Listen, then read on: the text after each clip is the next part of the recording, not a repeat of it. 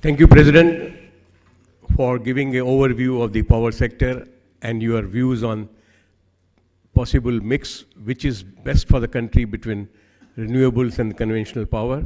I agree with you that while we have to put the renewable power on the map, but we have to be careful in seeing what is the best mix available.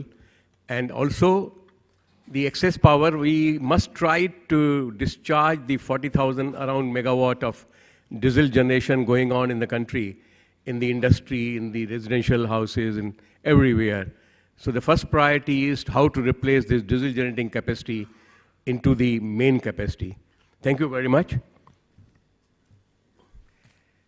It's now my privilege to invite Mr. H L Bajaj, Chairman of the Power Group India Energy Forum and former Chairperson of CA, to give his opening remarks.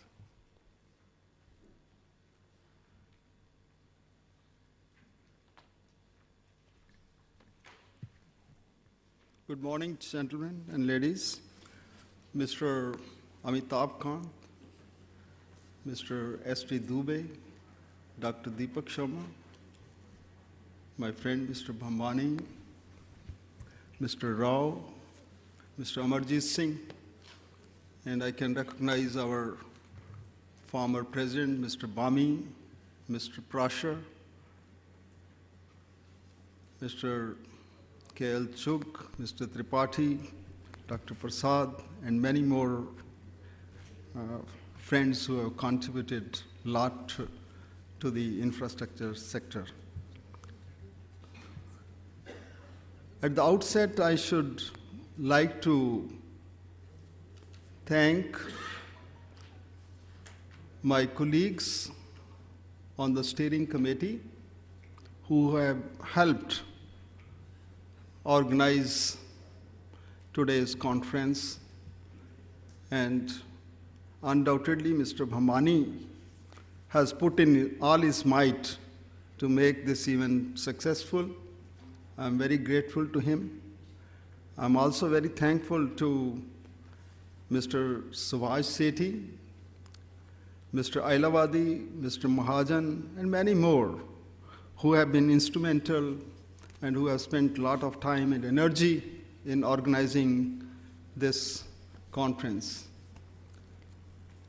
I'm very thankful personally to Mr. Amitabh Kant, who has agreed to inaugurate this conference.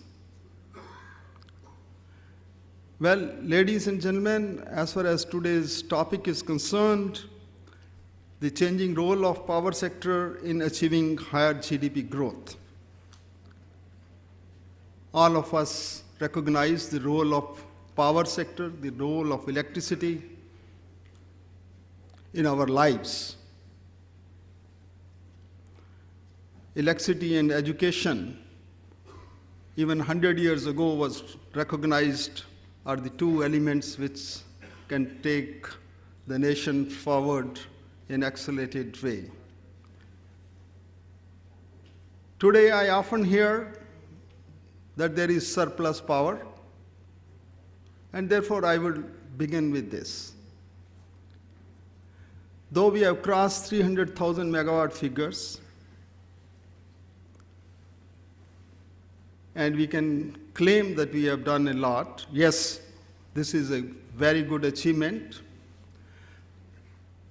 But then if we search our hearts, why it is that many of us Indians do not have electricity, be it in the villages, be it even in some of the urban habitations. Why it is that the sector is still losing? Why it is that despite there being availability of generation capacity, we are not feeding the power when required?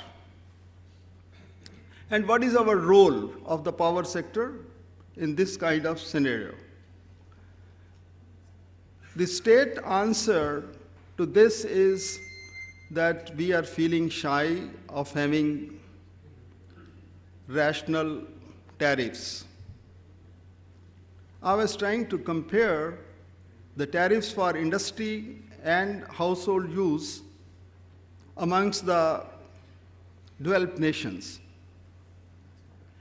And one can find that the rate of domestic power is almost 40 to 52, even in Sweden. In case of Sweden, it is 300% higher than the rate of the industry.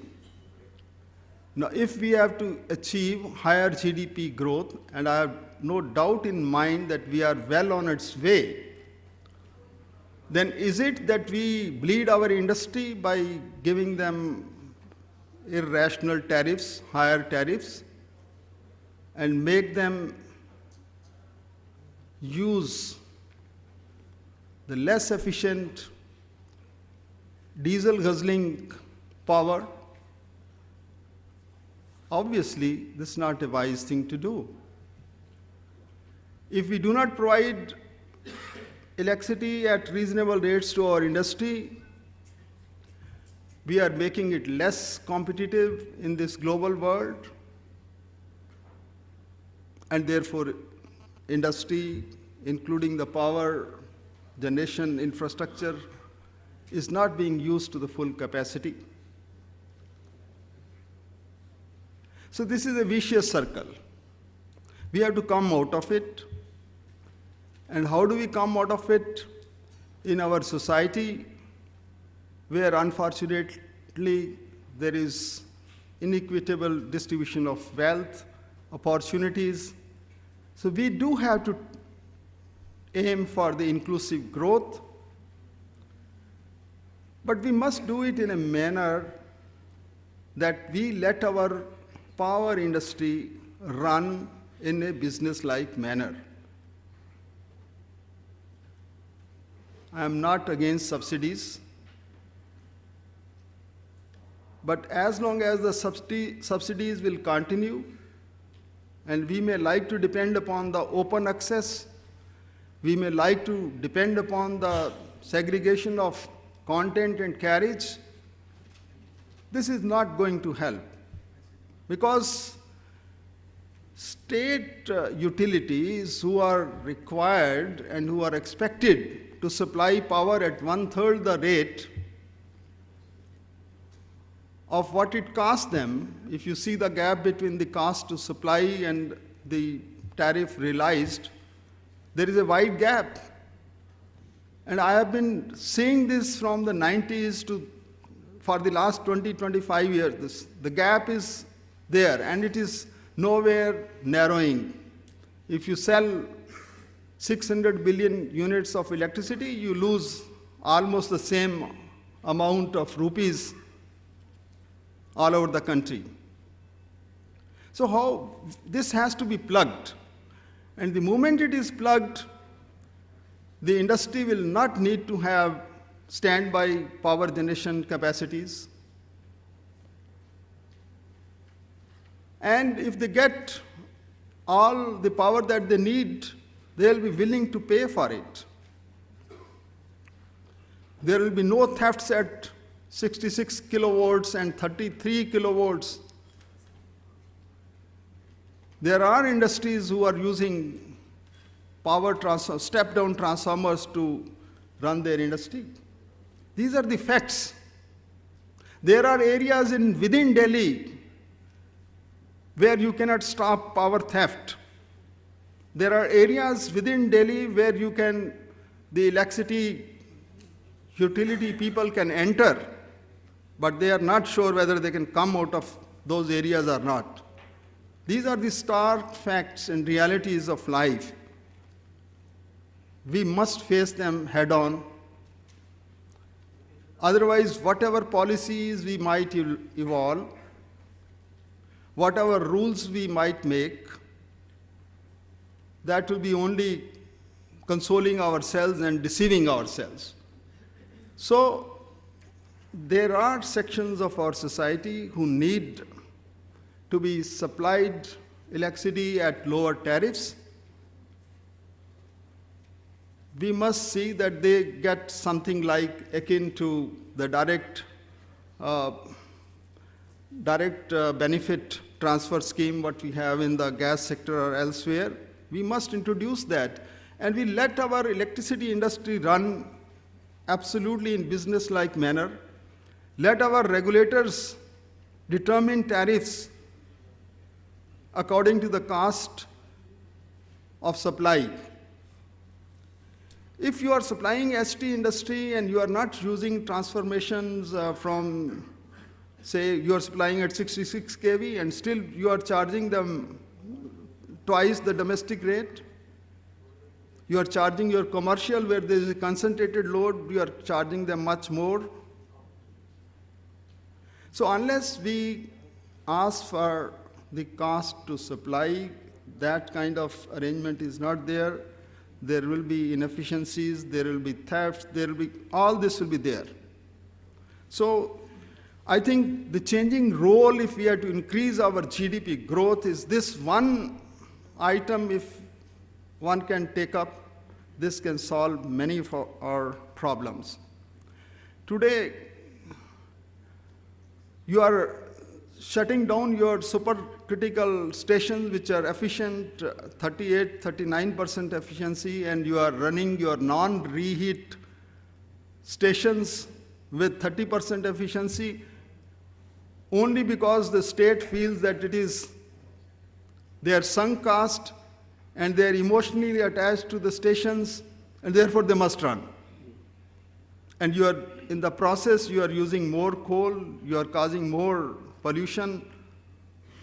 All that is happening. So this role has to change.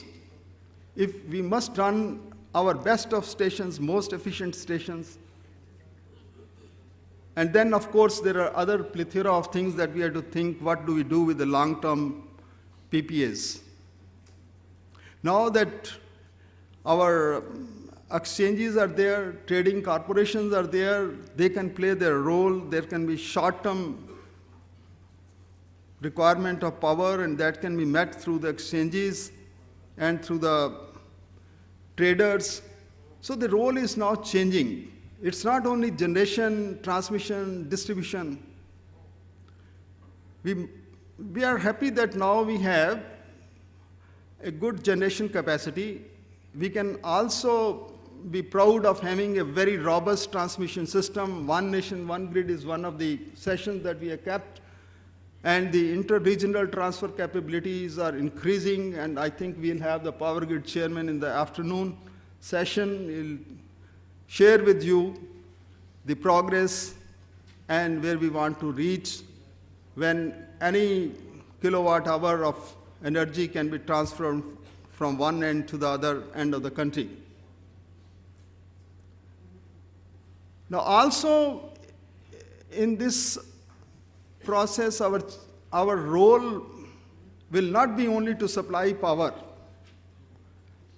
a reliable power, quality power. In this digitized world, we'll be expected to deliver the right voltage, the sinusoidal wave. So they're going to ask you not only plus minus 5%, 10% voltage variations. In a couple of years, people are going to demand from you 99%. And that is what are the standards now in the digitized world. And as our Prime Minister wishes, and he has a desire and dream to make India go digital, we in the power sector have to ensure that we are able to supply that quality power. I think for paucity of time, I would stop here. We'll be discussing these issues during the day, but we must take head-on the single topic that I am suggesting is that we must rationalize our tariffs. We must supply industry at the cost to supply rate plus reasonable margin.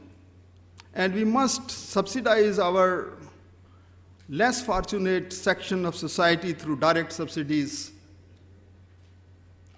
These are a couple of things that I wish to share with you.